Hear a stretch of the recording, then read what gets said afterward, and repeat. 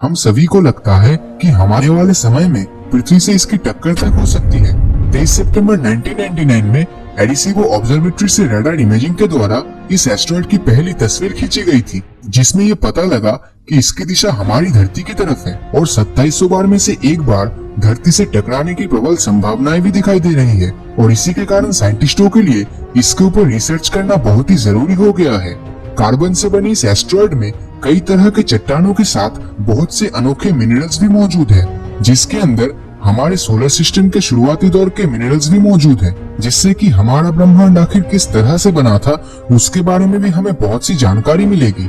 लेकिन ये एस्ट्रॉयड हमारे लिए कितना खतरनाक है, सबसे पहले ये जान लेते हैं। अगर धरती पर एक 30 मीटर के आकार का उल्कापिंड गिरता है तो धरती पर बहुत बड़ी तबाही मच सकती है, क्योंकि 30 मीटर के ही आकार का एक उल्कापिंड 1908 में साइबेरिया में गिरा था और इसने 2000 स्क्वायर किलोमीटर के एरिया को पूरी तरह से तहस नहस कर दिया था। इस तबाही की इंटेंसिटी 30 मेगाटन टीएनटी के बराबर था, जो हिरोशिमा में हुए परमाणु हमले से 250 गुना ज्यादा था।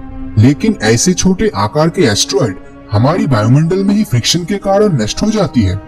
तो 30 मीटर के बदले अगर एस्ट्रॉयड का आकार 100 मीटर के जितना हो तो उससे एक्सप्लोजन 47 मेगाटन के जितना होगा और ये तबाही दुनिया का सबसे खतरनाक hydrogen bomb the jar bomb के बराबर होगा। जी हाँ, आपने सही सुना, द जार बॉम्ब के बराबर होगा। तो जिस जगह ये 100 मीटर वाला एस्ट्रॉयड गिरेगा वहाँ एक्सप्लोजन इतना भयानक होगा कि शायद ही वो जगह भविष्य में इंसानों के रहने के लायक रहे। तो अब तक हमें 30 मीटर और 100 मीटर वाले एस्ट्रॉयड से क्या हो सकता है ये पता चला है, लेकिन बेनू नाम का ये एस्ट्रॉयड आखिर कितना बड़ा है?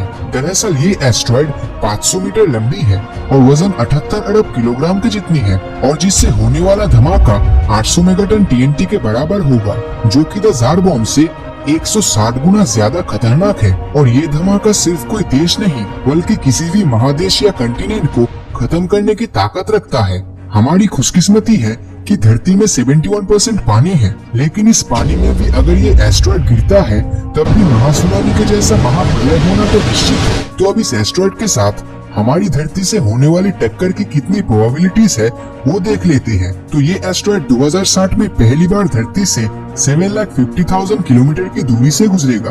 फिर उसके बाद 2135 में पृथ्वी से 3 लाख किलोमीटर की दूरी से गुजरेगा। लेकिन खुशकिस्मती से इन दोनों बार ही इसका टक्कर पृथ्वी से नहीं होगा। लेकिन रिसर्चर्स के कंप्यूटर सिमुलेशन के मुताबिक ये एस्ट्रॉयड 2175 और 2196 के बीच के समय में एक नया रूप ले सकता है, जिस वक्त ये धरती के बहुत ही करीब से गुजरेगा। और इस समय धरती के साथ इसके टक्कर होने की 2700 बार में से एक चांस रहेगा। जिस तरह एवेंजर्स मूवी में थैनोस को हराने के लिए डॉक्टर स्ट्रेंज ने 1 करोड़ 40 लाख पॉसिबिलिटीज देखी थी और उसमें से सिर्फ एक में ही वो थैनोस को हरा पाए थे। तो कुछ ऐसी ही पॉसिबिलिटीज इस बेनू के साथ धरती के टक्कर होने की है। लेकिन एक बात तो कंफर्म है कि अगर इसके साथ हमारी टक्कर होती भी है तब आज के समय का कोई भी इंसान इस घटना को देखने के लिए जिंदा नहीं बचेगा, क्योंकि ऐसी घटना 100 सालों से पहले तो होने नहीं वाली।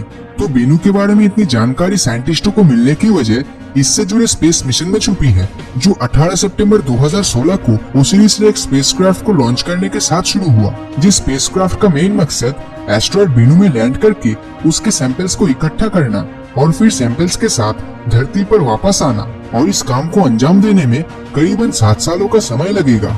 यानी 24 सितंबर 2023 तक ये मिशन समाप्त होगा। इस मिशन को शुरू हुए 2 सालों से अधिक हो चुका है, जिसमें ओसिरिस ने बेनू के बहुत ही करीब से हमें ये हाई क्वालिटी इमेजेस भेजी। इस मिशन को पूरा करने में 5 खरब 55 अरब और 52 करोड़ रुपए लगे। अब इतना सारा पैसा खर्च करने के पीछे साइंटिस्टों के पास कुछ स्ट्रॉन्ग रीजंस है। पहला, बेनू एस्ट्रॉयड के सैंपल से हमें हमारे सौरमंडल की संरचना के बारे में बहुत ही जरूरी जानकारी मिलेगी, जिससे ब्रह्मांड के बहुत से अनसुलझे रहस्यों का खुलासा होगा। और इस पर रिसर्च करने का दूसरा रीजन, अगर भविष्य में इसके साथ धरती का टक्कर हुआ तो किस तरह से हम इस एस्ट्रॉयड को धरती के बाहर खत्म कर पाएंगे। साइंटिस्ट ये जानने की कोशिश कर रहे हैं, जिससे भविष्य में करोड़ों लोगों की जान बचेगी। तो अगर भविष्य में बेनू की टक्कर धरती से हुई तो क्या तब तक हम टेक्नोलॉजी के क्षेत्र में इतना एडवांस हो जाएंगे कि इसे धरती के बाहर ही खत्म कर देंगे, या तब भी इसे बच पाना नामुमकिन हो जाएगा? अपनी राय नीचे कमेंट करके जरूर बताएं। और अगर ये वीडियो आपको अच्छा लगा हो तो इस वीडियो को लाइक और अपने दोस्तों के साथ शेयर करना मत भूलना। और अगर अभी तक आपने हमारे चैनल को सब्सक्राइब नहीं किया है तो सब्सक्राइब करके नोटिफिकेशन बेल को ऑन कर दीजिए, क्योंकि मैं ऐसे ही वीडियोस हर हफ्ते लाता रहता हूँ। तो मिलता हूँ आपसे अगले वीडियो में, और हमेशा की तरह थैंक्स फॉर वॉचिंग।